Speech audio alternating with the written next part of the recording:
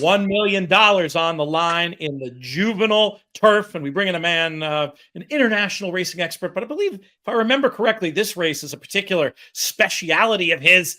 He is now in California from his home base in Dubai. He's Adolphson Racing, Michael Adolphson. How are you, my man? Doing well. The juvenile turf is one of my favorite races, and every year I seem to thrive in it, or at least get pretty close. And to be honest, right now I'm just hoping that that I can just keep it going. I love it. Well, do you have a strong opinion yet? We'll start there. Are you in the process of figuring out, or do you already kind of know where you're going?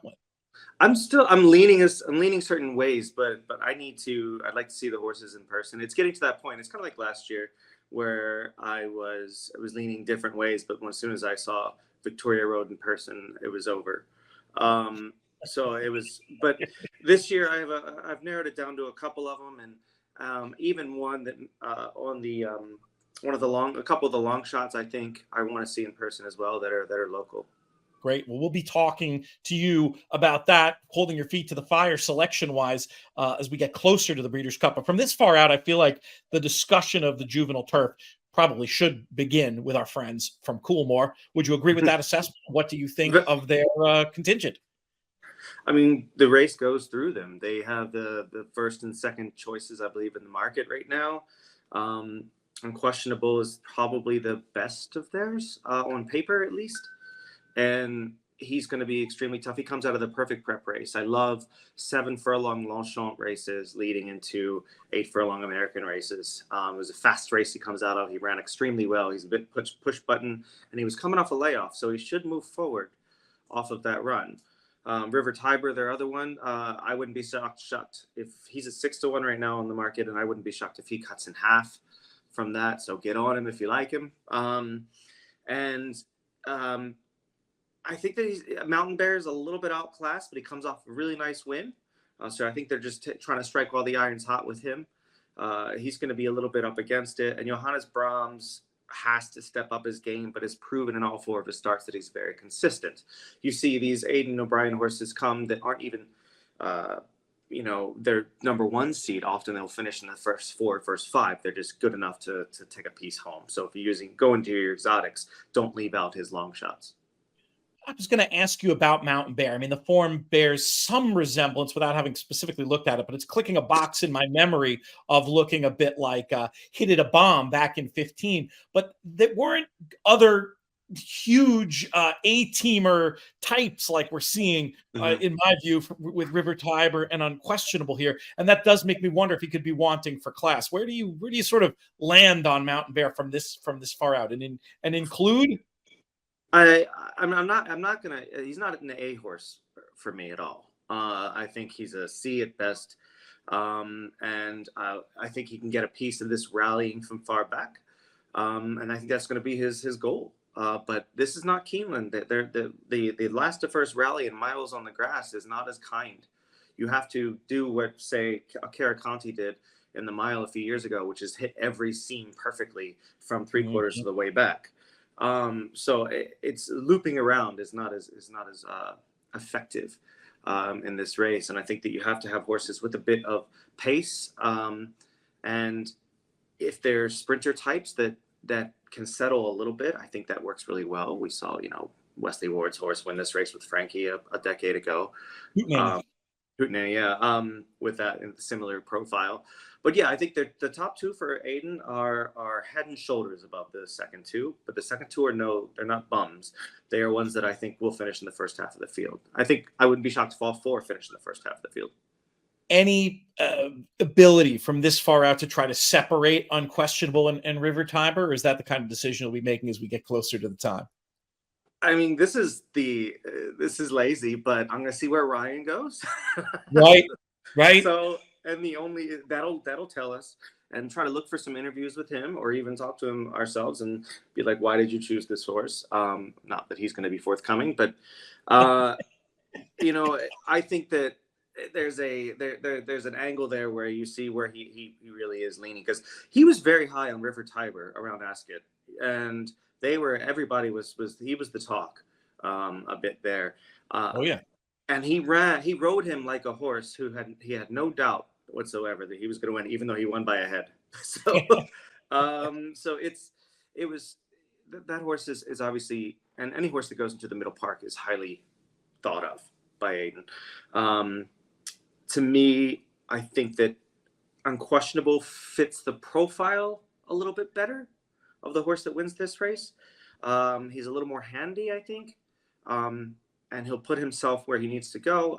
And he's coming off a race where I don't think he had a chance to win that race from the moment they tipped out. I think that he was the mouse and Rosalian was the cat, and he was just going to get caught. But he ran a huge race, and I just like the moment he got tapped, the moment he got hit, he took off.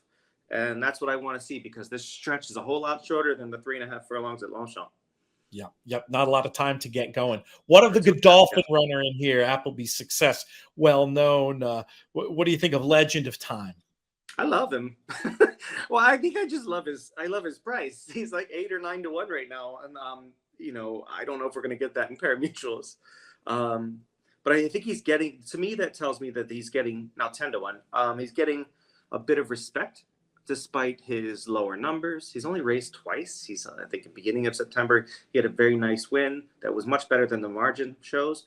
That one looked a little bit weak on paper because the Wafé, the horse he beat, came back and defecated the bedchamber after that. And then, but the form coming out of the Tattersalls, the Group 3 Tattersalls, is rock solid.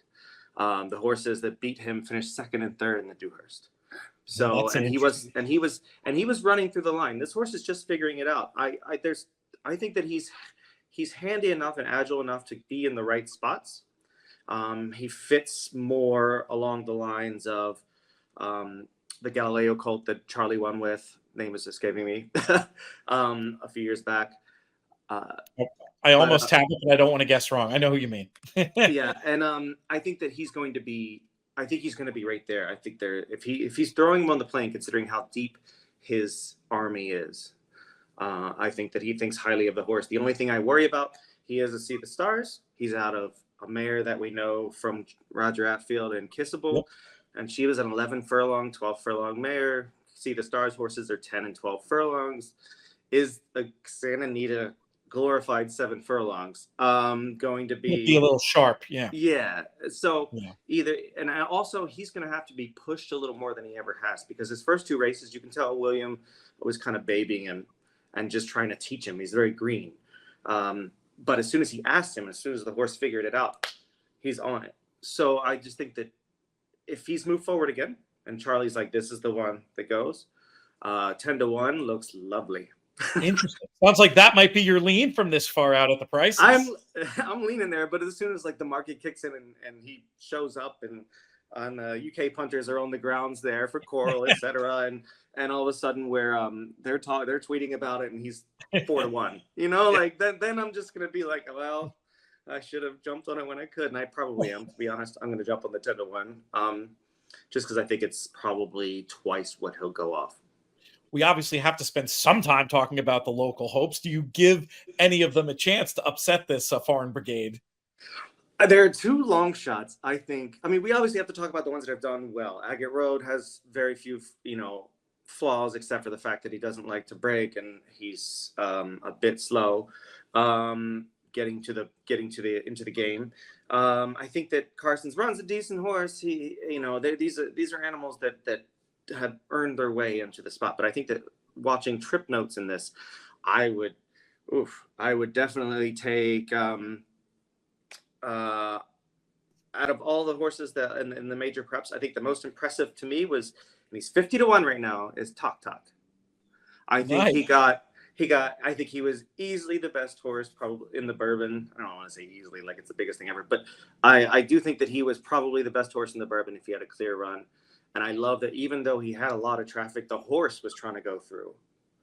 So, and he was push button, and motion has stayed the course with him. I don't think he's just in there because the Werkheimer's like a party. So I think he's coming in with a very good horse. Fulmineo, I obviously had a trip note behind Agate Road. Maybe was the best horse in the race, or was at least a little closer than the finish. He's one that I think will come forward And the other one, I think Arnaud Delacour's 2 horses are very, very much going to outrun their odds there. I mean, but of all of them, the horse hasn't even gotten the race, and it'll probably be the longest shot on the board that nobody's paying attention to is Stay Hot. Love the name.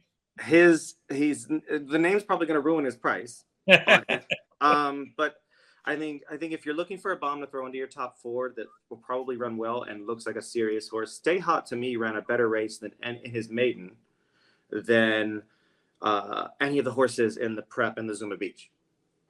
I think it was just very good. If you go back, the time was faster too. And I just think he's just extremely good. So if you're looking, I think that Unquestionable and Legend of Time are probably my A horses right now.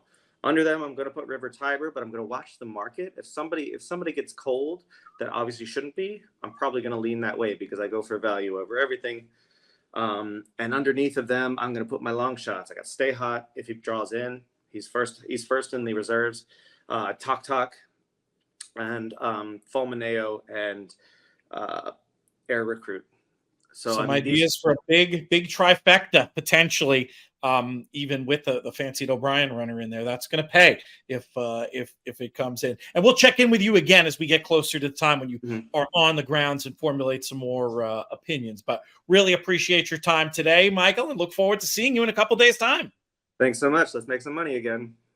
Thank you so much for watching this video. If you want more great content, choose one of the videos you see on screen now, or go to our website, inthemoneypodcast.com. And for even more, check out inthemoneypodcast.com/plus.